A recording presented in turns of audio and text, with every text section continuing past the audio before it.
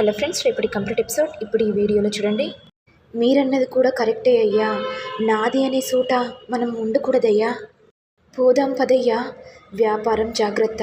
డబ్బు పోతే సంపాదించుకోవచ్చు, కానీ మనుషులు మాత్రం దూరమైతే దగ్గరికి అవ్వలేరు. పద పార్వతి, ఇక్కడి నుంచి వెళ్ళిపోదాం. అలా వెళ్తుంటే ఆనంద భైరవి ఏడుస్తూ, ఆగండి మామయ్య, మీతో పాటు మేము కూడా వచ్చేస్తాం మామయ్య. నువ్వేడికి ఆనంద, నేను మీ మామయ్యకు భార్యని, కానీ నేను మీ బిడ్డనత్తయ్య. ఇక వెంటనే రాజేశ్వరరావు, ఆనంద ఏం మాట్లాడుతున్నావు? క్షమించండి, మీ భార్యగా ఈ నిర్ణయాన్ని నేను తీసుకుంటున్నాను. అలా అని వీళ్ళని నేను దూరం చేసుకోలేను. ఎక్కడో అనాథాశ్రమంలో ఉన్న నన్ను చేరదేసి ఈ ఇంటికి నన్ను కోడలిగా చేసుకున్నారు. నాకంటూ ఒక జీవితాన్ని ఇచ్చారు. నన్ను ఈ కోడలిగా కాకుండా ఈ ఇంటి బిడ్డలా చూశారు. తల్లిదండ్రులు కష్టాల్లో ఉంటే ఏ బిడ్డ చూస్తూ ఊరుకోదండి. అది కాదమ్మా, కాదనకండి మామయ్య గారు. పదండత్తయ్య, ఇక్కడి నుంచి వెళ్ళిపోదాం. ఇక వెళ్ళగానే రాజేశ్వరరావు, కోటీశ్వరరావు తన ఆస్తులను ఇక పంచుకుంటారు. ఇక ఆనంద తన అత్తయ్యని మామయ్యను తీసుకొని గడప దాటింది. ఇక ఆనంద తన ఇంటిని చూసుకొని ఏడుస్తూ బయలుదేరింది. కానీ అన్నదమ్ములిద్దరూ అలాగే చూస్తూ ఉండిపోయారు. ఇక ఆనంద ఒక చిన్న ఇంటిని తీసుకొని తన కుట్టు మిషన్తో ప్రారంభించింది. ఇక ఆనంద తన తెలివితేటలతో కుట్టు మిషన్ని కుట్టుకుంటూ ఇక మొగరాయిల్లాగా ఊరూరా వెళ్ళి చీరలు అమ్మేది. ఇక ఆనంద సంతోషంతో ఒక్కేమెంటూ పెరుగుతూ ఉంటే తన భర్త అప్పు చేసి ఇల్లు అమ్ముతున్నాడని తెలిసి పరుగున వెళ్తుంది. ఇక కోర్టు వారేమో వేలం వేసి ఇల్లు అమ్మబోతుండగా ఇంతలో ఆనంద భైరవి వచ్చి ఏడుస్తూ, నమస్కారం అండి. నమస్కారం అమ్మా, మీరు ఆనంద భైరవి కదా? అవునండి. సోమేశ్వరరావు కొడుకులకి ఇలాంటి పరిస్థితి వస్తుందని నేను ఎప్పుడూ అనుకోలేదండి. మా పట్ల మీకున్న అభిమానానికి కృతజ్ఞతలు సార్. అదే అభిమానంతో నాకు ఒక మాట ఇస్తారా సార్? ఏంటమ్మా అది? మీకు సంబంధించిన వరకు ఇది కేవలం ఇల్లు మాత్రమే. మాకు మాత్రం ఈ ఇల్లు ఏ కష్టాలు రానియకుండా ఉండే దేవాలయం సార్. పరిస్థితుల వల్ల ఈ ఇంటిని చేజారుకుంటున్నాం. దయచేసి ఈ ఇంటిని ఎవరికి అమ్మొద్దు సార్. ఎలాగైనా సరే, ఏ కష్టం చేసైనా సరే ఈ ఇల్లుని మళ్ళీ కొనుక్కుంటాం సార్. ఇక లీలా వచ్చి చెప్తూ, అలా కొండయ్య దగ్గర మాట తీసుకున్నాక అప్పు తీర్చడం కోసం ఆనంద భైరవి బాగా కష్టపడేది. చిన్నపాటి షాప్ పెట్టి ఇక కొద్ది కొద్దిగా మెల్లగా నడుస్తూ ఉంటే ఇక పెద్ద షాప్ను ప్రారంభించింది. అలా పెరుగుతున్న షాప్లో ఇక అప్పు తీసుకోవాలని నీలకంఠం దగ్గర ఇక ఆనంద భైరవి అప్పు తీసుకుంది. ఇక మెల్లగా ఆనంద భైరవి తన తెలివితేటలతో ఒక్కో మెట్టు ఎదగసాగింది. ఇక ఆనంద భైరవి విడిపోయిన కుటుంబాన్ని దగ్గరకు చేర్చింది. అప్పు మొత్తం కట్టేసింది. ఇక కొడుకులిద్దరూ తండ్రి కాళ్ళ మీద పడి, నన్ను క్షమించండి నాన్న, మేము తప్పు చేశాం. ఎవరు వారు కంపెనీ పెట్టుకుంటే గౌరవం ఉంటుందని ఇలా చేశాం నాన్న. ఇప్పుడు మేము మాత్రం మొత్తానికి ఉనికిని కోల్పోయాం నాన్న. ఇక ఆనందాకి అదృష్టం వరించడం వల్ల అంచెలంచెలుగా ఒక్కో మెట్టు ఎదగసాగింది. ఇలా లీలావతి చెప్తుంటే, ఇప్పుడు చెప్పరా, ఈ కష్టం ఎవరిది, ఈ ఆస్తి ఎవరిది? ఇటుక ఇటుక పేర్చిందెవరు, ఆస్తిని అనుభవిస్తుందెవరు? అసలు ఆస్తిని ఎలా అడగబుద్దవుతుందిరా నీకో? ఇక ప్రీతి వెంటనే, చాలా బాగుంది ఈ కథ. ఇక కోటేశ్వరరావు మాట్లాడుతూ, కథ కాదమ్మా, నిజం. ఆనంద భైరవి చాలా కష్టపడింది. రోహిత్ మా పెద్ద కొడుకు ఈ ఇంటి గౌరవం పోకుండా ఇంట్లోకి పిలిపించి అన్నీ చేస్తానని చెప్పారు కదా. ఏవేవో మాటలు మాట్లాడారు కదా, పరువు పోవద్దని ఏమో చెప్పారు కదా.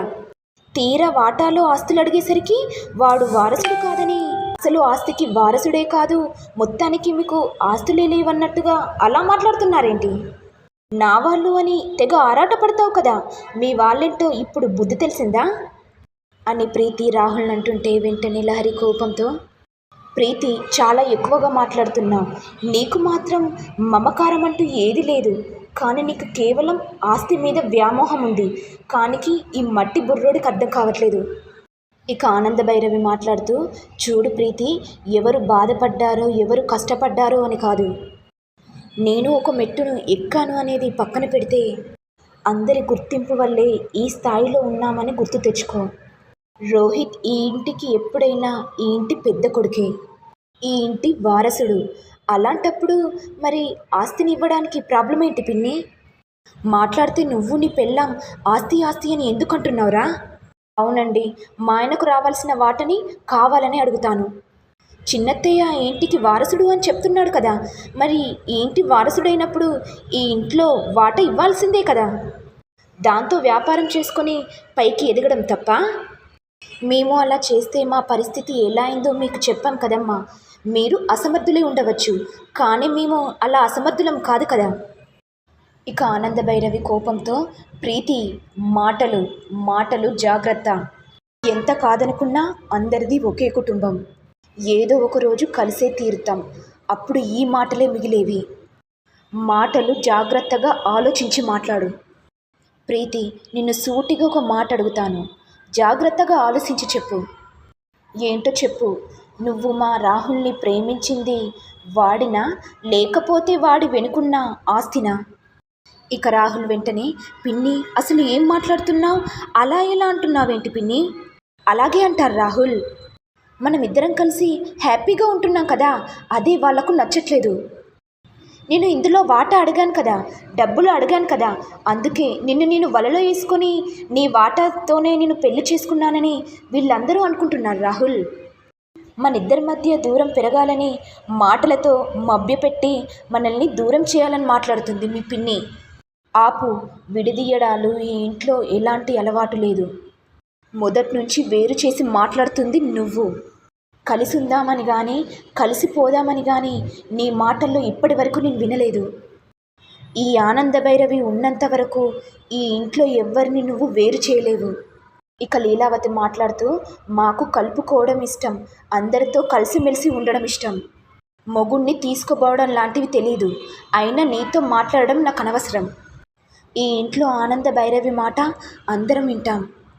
అందుకే ఆనంద భైరవి మాట విని నాకు ఇష్టం లేకపోయినా చెప్తున్నాను. ఈ ఇంట్లో ఉండాలి అనుకుంటే మాతో కలిసి ఉండొచ్చు, బాగుపడాలి అనుకుంటే మాతో కష్టపడి పనిచేయచ్చు. కాదు అనుకుంటే, కష్టం వచ్చింది మాకు కావాలి అనుకుంటే గుమ్మం బయట నుంచి ఇప్పుడే ఈ క్షణమే తక్షణమే వెళ్ళిపోండి. ఇక రాహుల్ వెంటనే, అమ్మా మాటలు అనవసరంలా, ఇక్కడి నుంచి వెంటనే తక్షణమే బయలుదేరు. మీరు ఆగండి బావగారు. రోహిత్, వీళ్ళు ఇలా అంటున్నారని నువ్వు బాధపడకు నాన్న. వాళ్ళెందుకు అలా మాట్లాడుతున్నారో ఒక్కసారి అర్థం చేసుకో నాన్న. సొంతంగా వ్యాపారం చేసుకుని ఎదగాలి అనుకుంటున్నావు.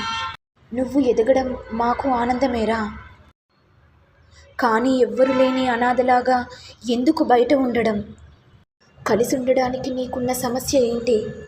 ఇక వెంటనే ప్రీతి మాట్లాడుతూ, వాళ్ళందరూ నీ దగ్గర బానిసలాగా ఉండడం అలవాటైపోయిందండి, కానీ ఒకరి కింద చేయి చాచి బ్రతికే అలవాటు మాకు లేదండి. మరి నెక్స్ట్ ఎపిసోడ్లో ఏం జరుగుతుంది అనేది చూడాలంటే మా వీడియోని తప్పకుండా సబ్స్క్రైబ్ చేసుకొని లైక్ చేయండి.